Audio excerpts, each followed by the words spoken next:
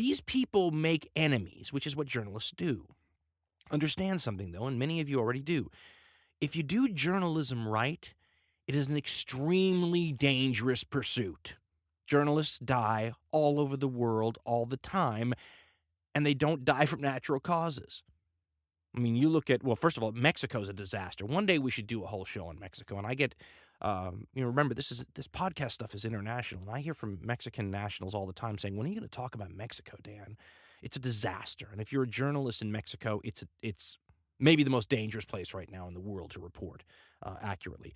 But even in, so-called major global powers like Russia, being a journalist, if you really do your job like a Glenn Greenwald or a Jeremy Scahill or Taibbi or Michael Hastings up until the other day, stand a very good chance of being killed, okay? And so when Hastings died the other day in a car crash, a one-person car crash at 4:30 in the morning, and he crashed at a place where all Angelinos, people from Los Angeles like yours truly, know very well, Highland and Melrose, right around there. If you're going 100 miles per hour on Highland and Melrose, it doesn't matter if it's 4:30 in the morning, that's suicidal. And anyone, like I said, from LA knows this.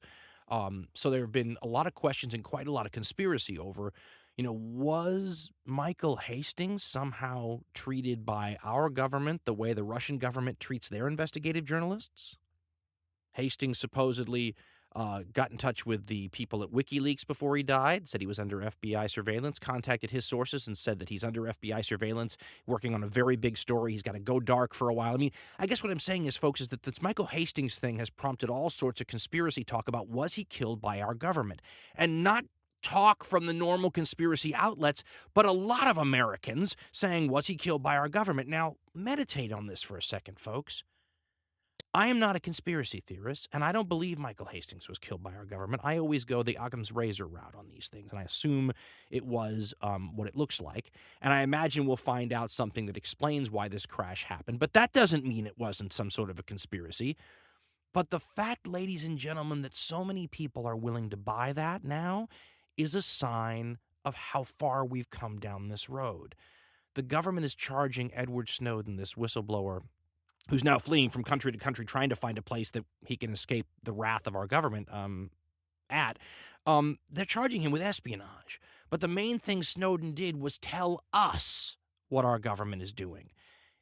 If you get charged with spying for your enemies, when the information is principally released to us, what does that say about the adversarial relationship between the American people and the American government? Again, it's a little bit like the kind of adversarial relationship a journalist is supposed to have with his government. And if you're one of those Americans who think it's even possible that Michael Hastings was offed by the government, that shows you where things have gone, ladies and gentlemen.